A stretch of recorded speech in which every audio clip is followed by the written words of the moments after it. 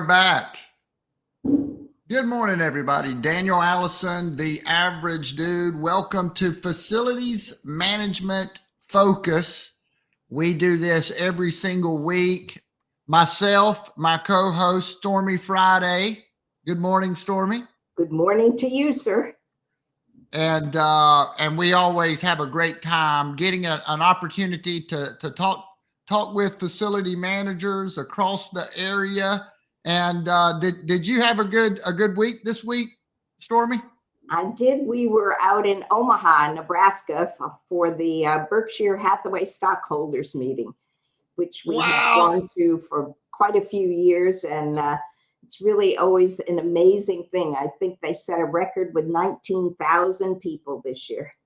Wow. Yeah. So kind of big news in that world. What was the vibe like there at that this Big year? news. It was kind of a surprise. People didn't expect it, although it's not surprising. I think after the passing of his sidekick, Charlie Munger, last year, I don't think it's been quite as enjoyable for Warren. And so I think he just decided that maybe it was time to pass the torch. So Yeah. he hadn't told people. What are those? Can you tell me what are those conferences like? What do you enjoy about going to those?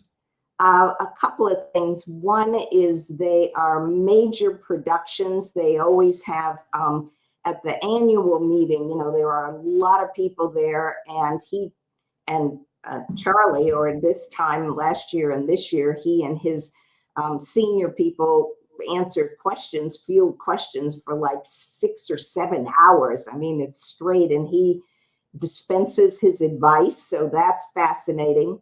They also have a trade show, which is one of the most fun things that you can go to, because most of the companies that he owns that produce things have a booth. So it's like a big FM trade show. Oh, yeah. Except that it isn't. And he owns Dairy Queen. And so they sell dilly bars and ice cream cones for $1, which is a lot of fun. Oh, that's cool. Yeah. When you own Dairy Queen, man, you can treat everybody to ice cream pretty quickly there. That's good. And so I guess you're happy to be back and ready to talk a little facility management today, right? Absolutely, sure. Yeah, we always learn things, and we always have a good discussion. Absolutely. And we've got some new folks with us today. We've got some returning folks as well. So first, let's talk to Glenn. And we weren't here last week, and I think Glenn wasn't there the week before. So Glenn, welcome back, my friend. Yeah, it's good to be back. Good to see you, Daniel, and you too, Stormy. Absolutely. How have these last few weeks been for you? Well, we are nearing the end of our school year here, so things are more busy than usual. So lots of activities going on, lots of field trips, all sorts of different things going on. Extra above the normal everyday thing, so it's a good time. Well, I will tell you what, both of my kids have now. Well, my son's out of high school now, but you said school's getting ready to end, and I looked down at the calendar. Holy smokes! Yeah. I guess so. Did these years go faster as we get older, or what? Yeah, my dad always used to tell me that, and the older I get, the more right I realize he was. So. I know. Oh my goodness. Yeah. So we're already in May. Yes. And yeah. Hey, when we start wanting to hold on to the sands of time, they seem to fall a little faster, don't they? They do. They do. Best to just enjoy them while they're here. So. Yes. Amen to that. Okay, and so I'm going to go ahead, and we're going to have some other folks joining us as well. They said they might be coming in a little later. I'm going to go ahead and introduce and welcome Stan Harris to the show. Stan, hey guys, how are you? Doing good, man. Good. Hey, we finally get to meet. I know it, man. Hey, it's only been about what, 5 or 6 years, maybe 7 years since I've seen you. Yeah. It's been a while, but I remember if you want to share with folks where you work and how long you've been there, and then we'll talk a little bit. Okay. I work at Dare, Dare Foods. We produce crackers, all round crackers, but probably 14, 15 different varieties. We also have added gluten-free. We've been here for 31 years. I was the first employee hired, so I've been here for that 31 years. Saw a lot of amazing things happen with the cracker industry, the food industry. Our company is, I think, 150 years old. It's a Canadian company. The Dares, the sons and the daughter, they run the company now. Our facility, we run 24/7. We probably produce 4,500 to 500 cases per shift. So we pump out a lot of crackers. Yeah, you running 24/7. Yeah. I'm retiring this year, December. Are you? So yeah. Good for Hey, you. well, we Congrats. got to you just in time, so we could get Yes, all that you did. knowledge. Well, I'll be glad to join your podcast after I retire as well. Okay, yeah, we've got some folks that are coming, but what we found beneficial and really enjoyable is just having real conversations about all the things that we all kind of are up against, whatever side we're on. We've got vendors trying to sell services. We've got facility managers trying to manage buildings. You've got internal politics. You've got people, visitors coming to the bit. So you've got a lot going on, and a lot of times it's fun and beneficial to talk about those challenges and to kind of express that. One of the things that you've mentioned right away, you've been at that facility for quite some time. Right. And now that you're going to retire, you probably know more about that building than just about anybody. How do we get what Stan knows to the next guy? Well, fortunately, I have a gentleman that he came 2 weeks after I did, and he transitioned to maintenance. He came as a production employee, became a team leader on one of the shifts, and then transitioned into maintenance. So I think that he's probably going to take my position. So he has a lot of knowledge as well. So I think that will probably be fine. Okay. Well, hey, that's a good thing. A lot of times, Stormy, when facility managers have been there for a long time and then they're leaving, have you seen any facilities that are left without knowing where the keys are? Yeah, and that often happens in that we don't capture institutional knowledge very well. And so sometimes, particularly if someone like Stan has been there and doesn't have a secondary person who has that kind of notebook full of knowledge over the years, and nobody has done, we like to do oral histories where you go around and you actually record from the people that had key positions what they see as the major issues, the challenges, where the duct tape has been put, where the bodies are buried, all the things that people need to know before they leave. And, and sometimes that doesn't happen and people walk out the door and there's nobody there that has that longevity of knowledge that you need to carry forward. Yeah. Glenn, I wanted to talk to you. So one of the things that we did at Waldrop, we had a guy, massive facility. He was there forever. It was very old school, and they didn't have much. He was the only one that knew. So they paid us a nice sum to basically do an assessment, map everything out, label everything. because of this situation right here. How do you look at that type of thing?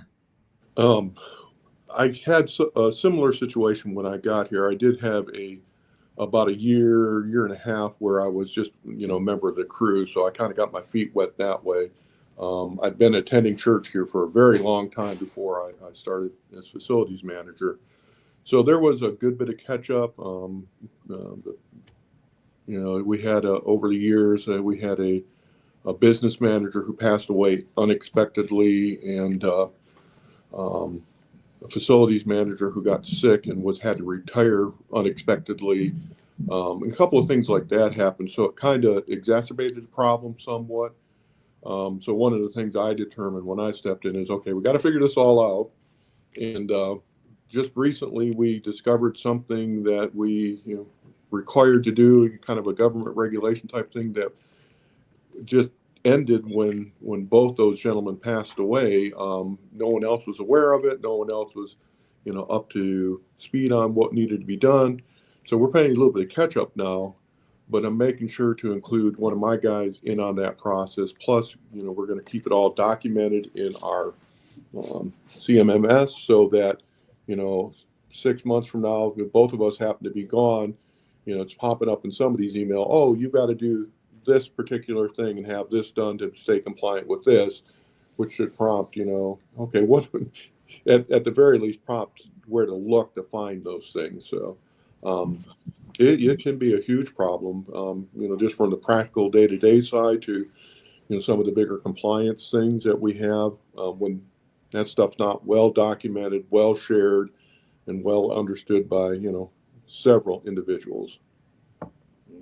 It really is that kind of proactive planning, thinking about what could happen with all of the things that, because we get the facility running like it should when things are good, and then we think, hey, what might happen when things we may have to make an adjustment. So it's good to kind of think about all those different types of scenarios. And the real question, Stan, is what are we not thinking about, right? Well, one thing I'd like to say, our engineering team from corporate has done a very good job of coming in. They're starting to map the electrical, the plumbing, all that stuff, because it's brand new engineering staff, brand new engineering manager, and the old manager is transitioning in June. He's retiring. So I think they've done a good job to come in and at least get the process started. That way they will know from corporate level what's been changed, what's been added, and have a good grasp on it. I like that. That makes me think, when you said that, it made me think of this software that they're doing, and there's Jeremy.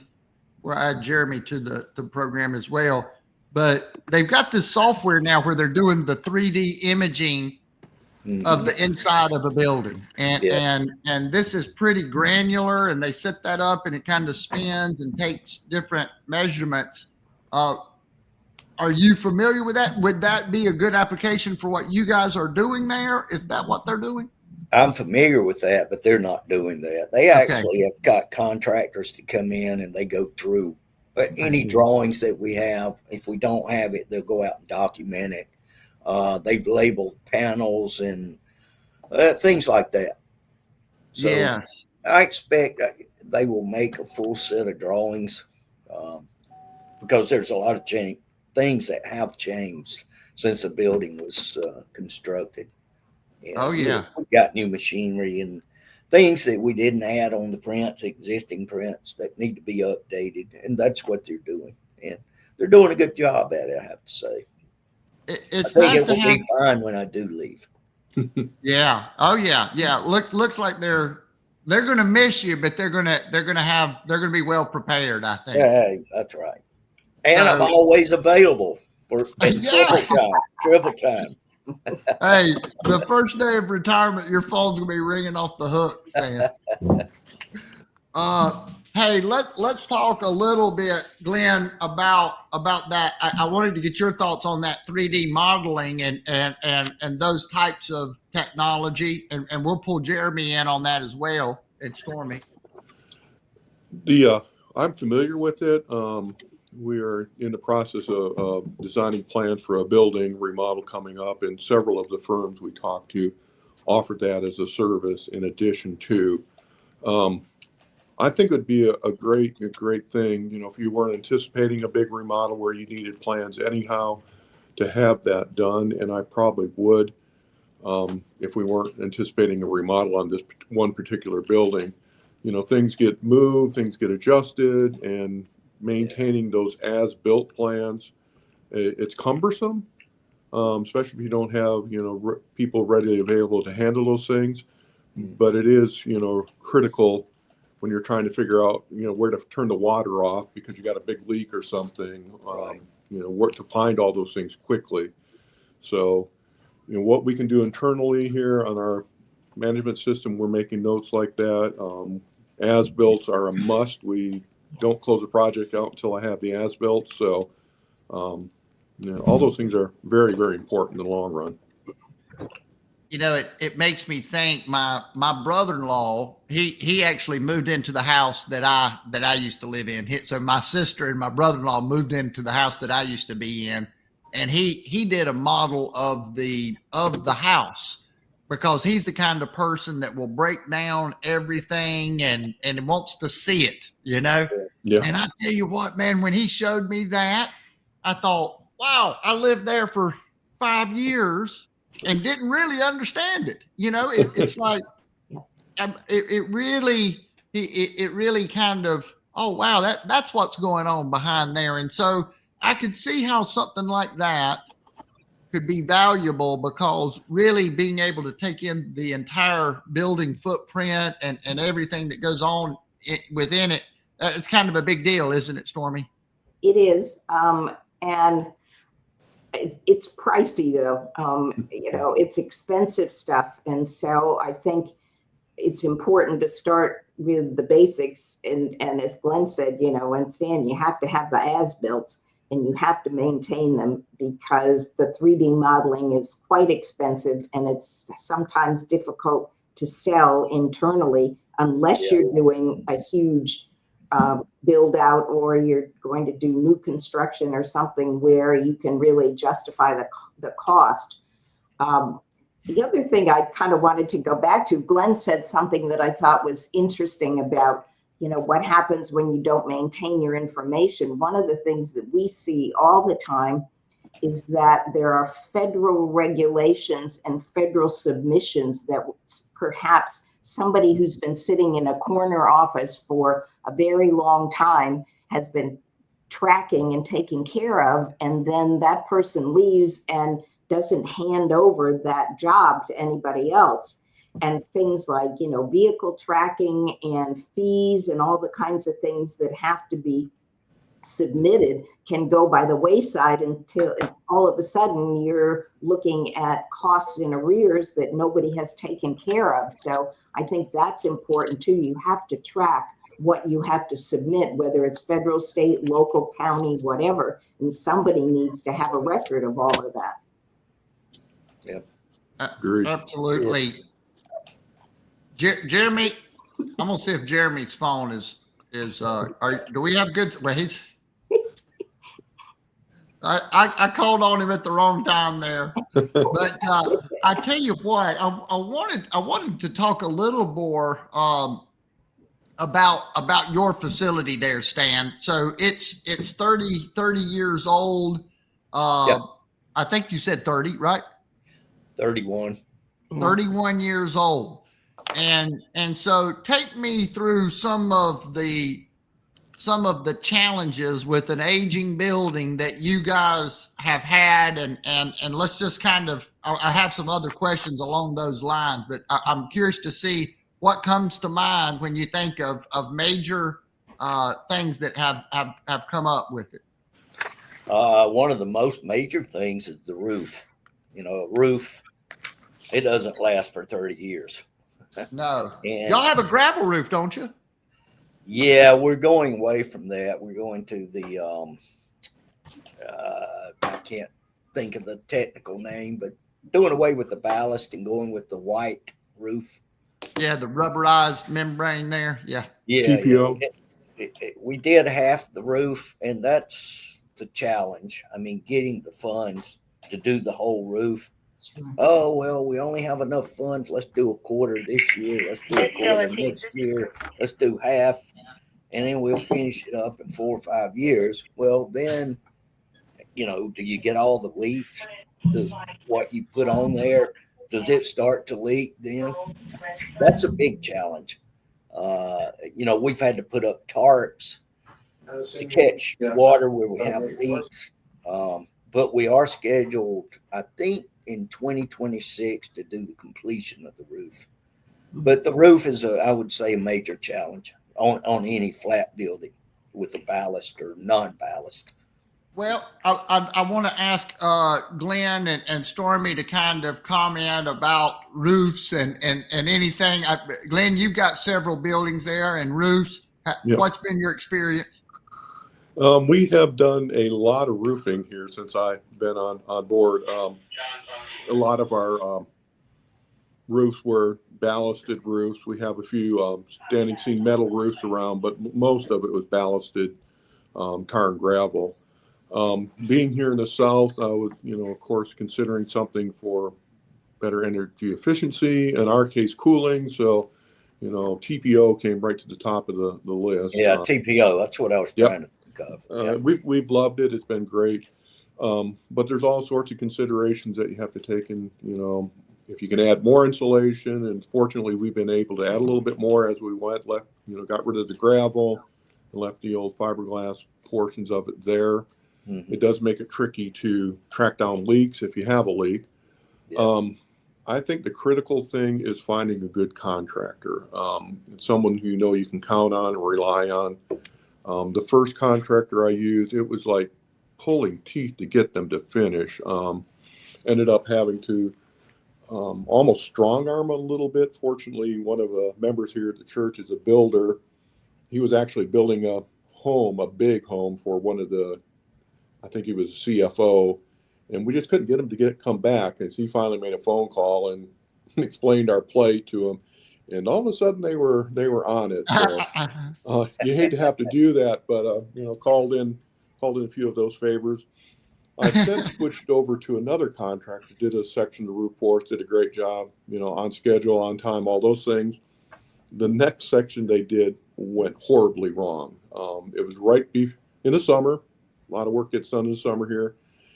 They got caught in an afternoon thunder shower that came from an odd direction for us. And I think the section of roofing we're doing was about $130,000, the section that we were working on. The repair from the water damage was $300,000. Oh my God! And the thing I tell everyone when people ask me why I recommend this company is because all along up to that point they were doing things right, and when they caught a situation no one expected, no one could have forecasted, it was a true accident, true act of God. They did everything right. From the guys on the site during the time, helping us get protect stuff inside, leaving the roof alone, helping us protect things inside, getting buckets for water, getting water out of the building, to the initial, okay, look, how do we seal it up? How do we close it up? We've got the insurance company coming. The owner of the company walked off site with me at midnight that night after they had the some of the dehumidifying equipment in place and a few other things, and making sure the building was secure. They did everything right. Completely owned the problem, and all the way through the process, even to the final cleanup right before school, or the final restoration right before school started, stayed on the insurance company, stayed on that contractor, and stuck with us all the way through the end. So it's someone. It went horribly wrong. I can't tell you the panic we had, but having a contractor, that no matter what happens, their fault, our fault, whatever, they're going to stick with you. It gives you a great deal of comfort, and I can recommend them wholeheartedly to anyone in the Southeast here who asks. So great Yeah. company. No, I that's, know one. that's go ahead. I know one thing that we've started to, our new corporate staff has started doing, corporate manager. We do a third party consultant to come in to evaluate the roof. And then whenever we decide upon a contractor, then that consultant comes back to make sure that they did everything that they said that they were going to do in the contract. So that seemed to have worked well on the second half of the roof that we're getting ready to redo. That's interesting. This has been a good, interesting conversation. So, Stan, with that, I know some folks, they actually manufacture the roofing material, is my understanding, correct? Right. And then they spec it out, they go out and they find a contractor to install that roofing, correct? Yeah, normally they will use contractors that they trust and they've used before and are very reputable. So Yes. it's And a win-win for everybody. It's a little more expensive, but it's a win-win for sure. It is. Well, and you've got this roofing, I'm guessing that part of your roof is over the food line. Yeah, we started where we had the worst leaks, which was in our packaging department. But down now on the other end, where we actually do the process, where we mix the doughs and all that stuff, we're getting some bad leaks. So that'll be the next priority. But like I said, whereas before the past years, we just picked a contractor, didn't know about their reputation or anything. But they come out and do repairs. But now, like I say, now we do that third party thing with and it's worked out well for us. Well, no, that's great information, and these are the types of discussions that I love. Glenn, you know what's ironic? You had this big project where it went sideways, but it was something that was really out of their control, and you didn't quit on them because we're going to all have things that are out of our control. Right. We're going to all have things that are going to happen, and so when you're able to handle that the right way, and what's funny that I picked up on, that first company that was a roofing company, they didn't have an accident to overcome, but you're still not calling them. Can you talk a little bit about that? Why that kind of, what that was that's going on there? Was it the communication? Did they not show up, or all of the above? All of the above. During the main part of the project, they were, there consistently. It was about 14,000 roofing project, but roughly square feet. So 140 square, 150 square. The communication at first was good, but when we got into the project itself, it was always, I was calling them, for, answers or questions or where's the crew, those kind of things. When they finally got there and got the main section, they got 90% done. And then that's when there's probably someone else screaming at them louder for something. So it kept going away. Probably a project with a lot more square footage or a lot more money on the table, so sometimes being the small guy isn't very helpful. Absolutely. And then just, a couple of things that were just all outright misrepresentation of what actually happened. And, even getting them to get the manufacturer out there to, certify that the warranty was good. It just went on and on. It was just way more hassle than it should have been. Project should have taken a month, was now going on 3.5 months.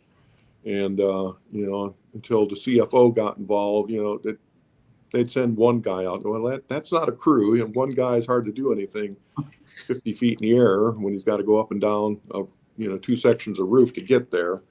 Yeah. No, all the tricks contractors have a way of using to suit themselves. So it wasn't worth it. I mean, it just, I don't need to I don't want to babysit a contractor. Let me ask y'all this. I'd like to get y'all's opinion. Do you think that contractor was having a bad project, or they're a bad contractor? I And think, in my case, I would say it's a bad contractor or a bad project manager, something at the contractor level. Because all the answers and questions that they had for us, we provided with them immediately if there was anything. It was well spec'd out. The details were worked at this case, maybe the whole company, it's a bigger company, but the project manager or the local folks, problem was there. Yeah, and for you, this is a big project. A roof is always a big project. So we can't really afford to have from start to go a bad one, right? Well, it's got to be. We got to stop the bleeding at some point. Stan, were you going to say something? yeah, I was going to say, the Spartanburg Greenville area has grown so much here in the last 5 years that I think a lot of the contractors that were reputable can do the work. They just can't find the people to actually do the work. I mean, some of the sales guys I've spoken to over the years that come in and want to bid on work, their companies, I mean, they had the booklets, the nice printouts, the graphs, this, that, and they really believe that they can do it, and I believe they can do it. But it's just a matter of finding people that will actually do the work. Yeah. And some of those guys, they just hire bodies, and they rely on one or two people to supervise or do all the work, basically, and the other guys, they will handle materials and things like that. So I think it's a matter of craftsmanship that we lack anymore. We're just putting people in jobs that have no experience just to put a warm body there. So I think that certainly has not helped companies maintain a reputation, for sure. Yeah. Well, the quality of work is, you're absolutely right. You can have a company with a great reputation, but if they're not hiring the right people, that reputation is going to go downhill fast. And so, and it's darn tricky, especially in the landscape construction maintenance industry. People, you can't just hire a new guy. Maybe just hold a weed eater, yeah. But if you need a construction manager, a project manager, someone who's good with communication, knows the job, knows the ins and outs, and can communicate any issues that arise during that time frame. And basically, all that is like, hey, we had something come up. Here's what's happening, and here's what we're doing to fix it. Yeah. And having those right people and having those right guys that do know what to do know how to work those projects, do know how to work around problems. Mm-hmm. That's everything. Because if you can have a great reputation, but if your team doesn't rise to the level of your reputation for that company, then it's just going to fail. Yeah. Yep. I know some of the contractors, they ones I've dealt with, they overextend themselves. And especially if they only have maybe 6 or 8 employees, 10 employees, maybe 15, they overextend themselves and they'll leave a crew on this job. And he may have 4 or 5 other jobs that he's continuously going to. He's spread thin. The ones working on your project, they may come up with a problem. And who do they contact? They say, hey, that's not right. You didn't do that right. Well, I need to call my boss.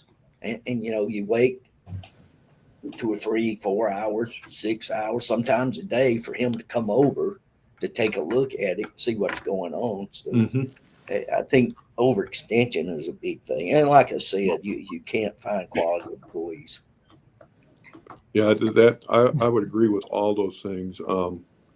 They run into a problem and they don't even have enough experience to know that, okay, we can't finish this till we're told what to do, but we can do this.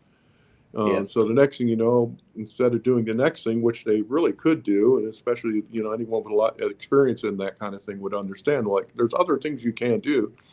They don't even have the knowledge or the experience or whatever to do that. They end up taking long lunches, long breaks, a lot of standing around, sitting on the tailgate while they're waiting for the guy who does know to get there, for the next step. So Well, Stormy, While the flip Let's get side of going. that, once you do find that vendor that is high quality, is consistent in his production and his quality of work, that relationship is better than gold because you found Agreed. you Oh, yeah. found that relationship, you found that person, you found that team, and it's just a no never mind because we all have other things to do.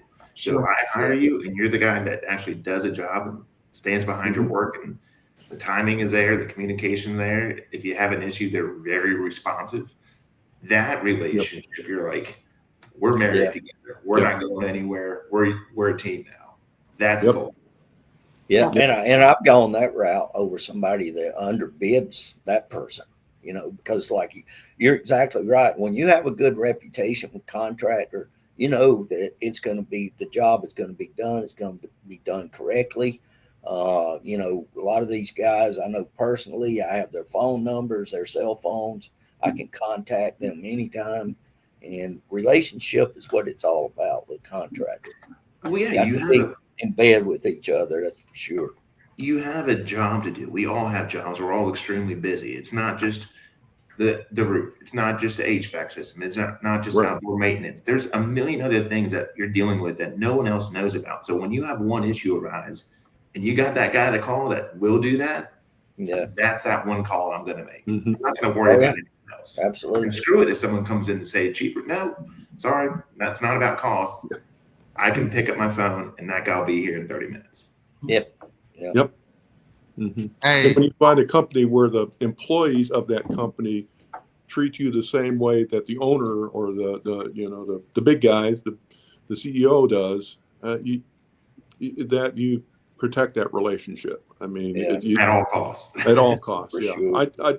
The roofing company, I could pick up the phone right now and give the owner a call. We shoot the breeze about life and family for a few minutes, and have a good laugh, and we get on to my problem. But at the same time, I know I can just call the office. Hey, I got a problem. I can't wait till next week. We need you out here, and they're gonna figure out how to get here if I'm really in that situation. And what, you can't beat that. Those are the guys you want to always maintain. Yeah. it sure is, man. I'm really loving this conversation, Stormy. It's been a while since we've had three people come on and it start going like that.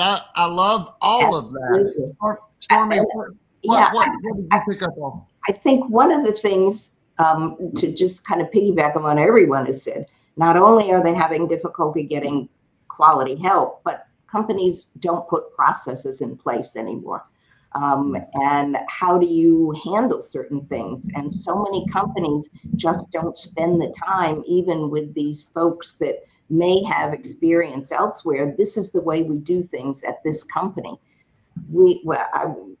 Daniel and I were talking about, we were in Omaha over the weekend for the Berkshire Hathaway stockholders meeting, and we stayed with friends, and they had just had a new deck put on the back of their house. And the husband of our friend is an engineer. He used to work for the public utility company in Omaha, so he's got a lot of construction experience. So we always talk about issues like that. And he explained that this company was perhaps one of the best companies he'd ever worked with in his life. And everybody else on their street is now using them because of the processes that the company has in place. And he said, the workmen get out of their truck and they have a checklist on the inside of the door. And on that is, have you done this? Have you done this? And then on the back door, when they get ready to leave at night, there's a checklist. Have you done this with the customer? Have you told the customer when you're coming back? Have you told the customer what issues there may be? He said it was absolutely unbelievable. And it's a relatively good sized company. And what has happened, he was talking with the owner. The owner said what happens is these companies get overextended. They want to grow. And so they just put warm bodies out there and they forget that they have to spend time training and educating the workers on how we do things at this company. And these are the processes. He does a safety meeting every morning before the crew goes out. And it's those kinds of things that really establish a reputation for a company, whether they're small, medium, or large. And I don't see that as much anymore. I just don't see it the way we used to. in our FM relationships, sadly. You know, There's a that, good saying I learned in the Coast Guard, and it holds true especially to the facilities line of work. By failing to prepare, you're preparing to fail. Sure. And those processes, the getting there at 6 a.m., checking your crews, checking the equipment, making sure they're doing some stretches, some morning calisthenics, making sure all their trucks are working good, the oil change, the tires are good, all those little small things before you even leave to do the job, Yeah. making sure you're prepared. That leads to success. That leads to no incidents. That leads to no accidents. No one's getting hurt. Everyone has safety protection. Preparing your crews for that day. And then on the back end, when they're coming back in at night, having a supervisor there so they're coming back in, checking in the right way, preparing for the very next day, it just makes the whole process seamless. Because when you don't do that and you just let them run wild and you're not checking, you don't have supervision, you don't have processes in place, and you're not preparing for the next project coming up, it's not if, but when an accident's going to happen. Yeah. you know, all those things we've been talking about and touching on the last few minutes, they're all good reminders for us, like you were saying, Ryan, us in the facilities department. All those things still apply to us. They may not be true customers where they're paying us, but they are co-workers, all people with special interests in various areas. You know, the interests of the guys in an office are different than the interest of a guy on the line, you know, packaging food or teaching a class or whatever that may be. But all those lessons are things we need to take to heart too, and make sure we're applying within our, you know, departments or areas of expertise. And they are. I mean, they're all internal customers, as you say, Glenn, you know, and that's something that for years was hard to for facility organizations to grasp, that you have to treat those customers the same as you do your external customers, because without them, A, we don't have any jobs, and B, they're the ones who make or break whether or not we are successful and whether or not we continue to get funded and get resources. So it's critical.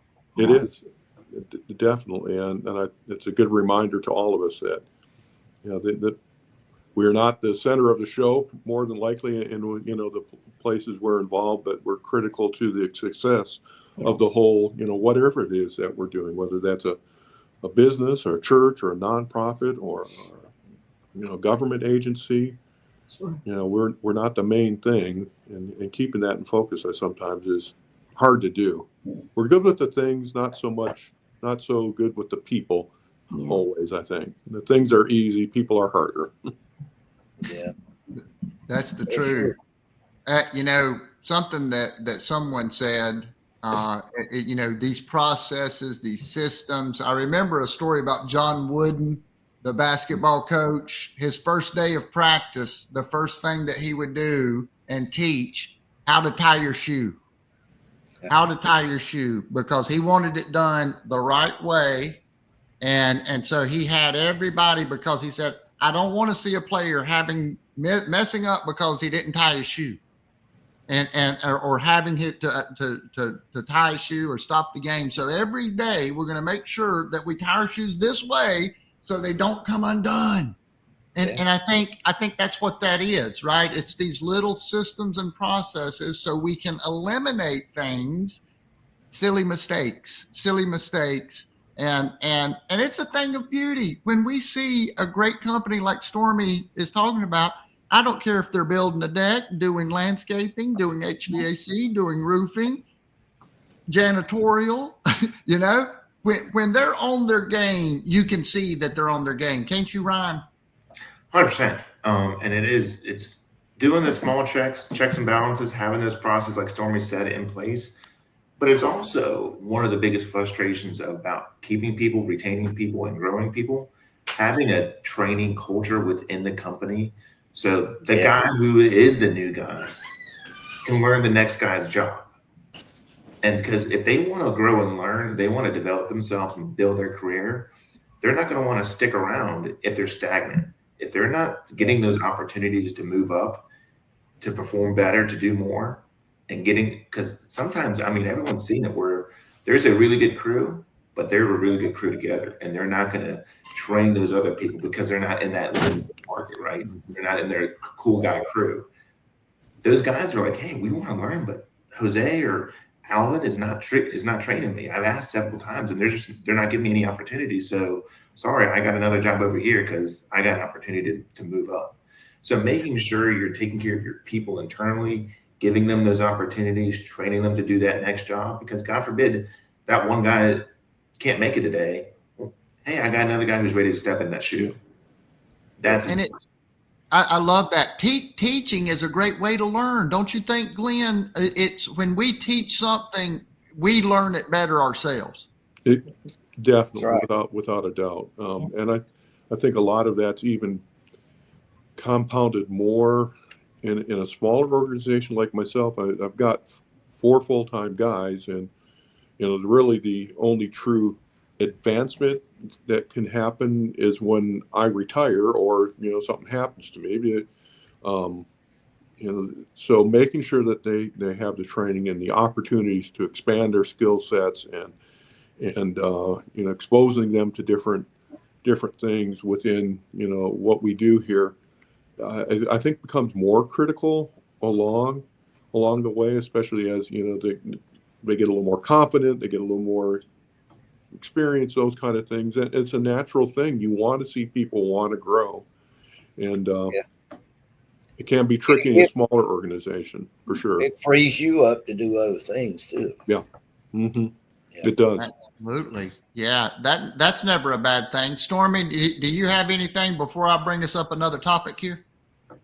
No, I was just going to say it's why I'm wearing flowers today on my pin, because that's what you have to do. You got to plant seeds in the facilities business. Otherwise, your people don't grow. And unless you cultivate them, unless you prepare them for things, unless you don't create teams that become insular and won't share their knowledge and won't take in new people and make them part of the team, nothing is going to grow in your organization. And it's so critical. Our initial conversation about what do you do when somebody's going to leave or retire, if you don't cultivate the people to take over and teach them those processes that Ryan was talking about, then you're not going to have a garden of people who can do things for you. Yeah. Right. Hey, Daniel, I have another meeting to go to, so I'm going to have to jump, but it was great talking to you guys. Always a Yeah. pleasure. Thank you, Ryan. Yeah, Yeah, you too, thanks for Ryan. the call, man. We love it. Thanks, man. Talk to you guys again. See ya. All right. Take care. I want to ask you. You said planting seeds. It's funny, Stormy, because seeds. Me and you are on the same wavelength. But I think it's important planting seeds. If you're in sales, if you're in facilities management, we talk about it on our mindset show in the morning. Plant a positive seed in the morning, and you never know. Give it enough sunshine, and that thing might sprout up through your day somehow. Yeah, absolutely. And so I wanted to. Can you hear me? Yep. Okay, good. And so I wanted to also. Somebody talked about send me someone that knows what they're doing. And that made me think how often that happens. We call a contractor. The contractor doesn't have the perfect person for this application, so they will send someone. Let's say it's an HVAC call, and it's kind of a new guy, and it's just above his. I think that happens more than we realize when. And at the end of the day, and I'm kind of going here for a reason. At the end of the day, I'd rather someone that that even diagnosing those smaller problems, I would rather them know what it could be, so that we're not fixing something that doesn't need to be. Stan, do you know what I'm trying to say there, or have any thoughts on that? I do. Your example. HVAC. I mean, kids today are going to the community college, HVAC, electrical, electronics, whatever, what have you. That's fabulous. I'm glad they're doing that. But without experience, I think they have a hard time when they go out in the field like that. If, like, hey, send Joe, he's the only one available. Well, Joe's got a associate's degree or what have you. Maybe he's got 6 months experience, but Joe's not that perfect person to come out there, especially when you're paying by the hour. You know, Joe's got to troubleshoot every single thing on there when an experienced guy can say, yeah, I've seen that before. I've got a part on my truck, 2 hours, I'll have it done tops. Absolutely. Yeah. And you know, now it's a tough call for a contractor. Obviously, we can't have all A players, and how do you service everyone? So there is that ebb and flow. So it's a challenge, but I bring this up because I was introduced to someone. They told me, you've got to meet this person. So this is an older gentleman that works with several others, but it's a smaller operation, but I call him the punch list pro. Yeah. You know, he's about 60 years old. They can fix a doorknob, or they can build you a clean room, you know? And it's like, hey, you know, getting something done and just some examples of things that I was aware of. Somebody had something on a garage door, one of the, you know, when on the lifting of the lift gate there at the dock, loading dock, something was broken with that. They had overhead door come out there, and they wanted to charge them an arm and a leg. And so they were just looking, is this the only way to fix this? Well, he goes out there and gives them a price. Well, oh yeah, all you need to do is get this from here, get that from there, and then we can do that. And bada boom, bada bing. Glenn, when I knew that he could do this sort of thing, I told him, I said, your people will want to see you. Am I wrong in thinking that? No, when you need something done, and you can find somebody who can do the little things or the big things, especially if you don't have a crew or anything, I think that would be critical to success. Sometimes knowing what to do for a specific area, and having someone to say, oh, you need to call this person, or, oh yeah, we've done that 100 times. We're glad to do that.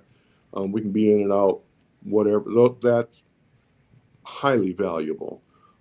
Schedules get busy, and sometimes even when you do have staff that could handle it, you know, they have other responsibilities, other things they need to get done, other things that are more pressing. Having people like that available, where you're not calling the big company, you're calling a local guy who you trust. Very, very valuable. Yeah. And it's one of these things where it's, you know, if you can come in and do work at our facility and it be, you know, and you can do smaller projects, earn our trust, show us you do good work, show us how your billing and invoicing works, then you're earning my trust. I know I can count on you. And so what happens, he comes in and he fixes a doorknob, and he might fix a lift gate, and then they have something bigger. Well, oh, hey, can you do this? Yes, I can. And so that's how, and I thought when I heard that, I like that. I mean, this is a very low risk entry risk, you know, from someone trying to play matchmaker, you know. Yeah. It's a very low risk upfront, you know, that can help you finish some of these things that nobody else will quote, or if you get a quote, it doesn't make logical sense to pay that. So it's a great way to get options too, Stormy. You know, we don't have to take this quote, and you know, it might maybe on the bigger quote, maybe we go with the contractor that focuses on that. But just knowing we can do it a different way, I think that's important. Yeah, I think you can take a couple of approaches. That kind of one-stop shopping on a smaller scale. They can do everything. They can do the assessment, and they can also do the repair, is a great way to go. And then sometimes as companies get bigger, they have assessment crews, because they can't always send out the A team to fix it immediately. They'll send out the assessment crew who's been trained to do all of the assessment and the diagnostic work, and they come back and then they hand the baton over to the other people. And it's a way to be able to kind of spread out your time for these folks when you can't send everybody who can do the diagnostic and the repair work all at once. And if you have crews that are like that, particularly in our business, in the FM world, as long as you're feeding the internal customers some information about what they've assessed and what they found, they are a little more forgiving, and they will work with you if they know that maybe a week later somebody's going to be able to come out and actually do the repair. As long as you tell them what you found, what it consists of, and you leave them with that information. You can't fix everything immediately, and that's what our customers always expect, you know. I like that. Go ahead and prepare them for what might happen. Go ahead and share the bad news, the elephant in the room, and cut out expectations. Limit Manage what, them. Yeah. you know, what can happen. Well, this has been a lot of fun. Stan Harris, you came with a new facility and new energy for us, and we enjoyed having you here. Well, it's like you're talking about repairing everything in the conversation shortly ago. Yeah. My pastor called me last week and he said, "Can you run down to the church and work on the toilet?" I said, "Pastor," I said, "I fix everything but a broken heart." There you go. Hey, once you have a reputation for fixing things, Stan, you're never going to retire. No. I was chatting with our assistant principal here the other day, and we were kind of poking fun at each other. We got a great relationship. And one of my guys said, "Yeah, we fix broken. You have to fix stupid sometimes." I'd rather fix. And it was all good nature. And he laughed at it too. It's sometimes the broken's easier. The heart, not so much. Yeah. Well, hey, we're gonna plant some seeds for next week. I know that you did a HVAC project, and we're not going to talk about it this week. But I remember, and now this has been probably about 6 years ago. You guys replaced some units. I'd love to hear how that's going, Stan. Okay, sure. And maybe talk a little HVAC amongst other things. We never have a plan when we come on here, but I do love, not being directly for a company now and hearing about all these stories about different vendors and that roofing story, Glenn. That's the reality of it. Yeah. That's the reality of it. And I think sometimes hearing it makes us think, how can we get better? What systems and processes can we put in place? How can we, tie our shoes, so to speak, before we go play the game? Yep. So have a great week. We will see you next Tuesday, everybody. Hi. Same time. Same 10 time, o'clock. same back time, same back channel. So I will send you a link, Stan, and we'll be right back here. So, all right, see ya. Sounds good. Have a good day. Day, guys. Everybody. Bye-bye. Bye.